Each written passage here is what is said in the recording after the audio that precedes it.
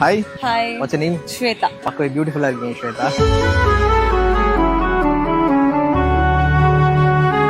Thank you. நீங்க இது வரைக்கும் இன்வெஸ்ட் பண்ணதிலேயே ரொம்ப வேல்யூபிளான ஒரு விஷயம், இது நம்ம இன்வெஸ்ட் பண்ணதிலே ரொம்ப வர்த்டா நீங்க ஏதாச்சும் இன்வெஸ்ட் பண்ணிருக்கீங்களா? அதோட பிரைஸ் என்ன? Of course. Actually நான் ரீசன்ட்டா ஒரு ஃபிளாட் ஒன்னு வாங்குனேன். அதோட பிரைஸ் actually 75 lakhs. என்னடா சொல்ற? என்னால நம்ப முடியலையே.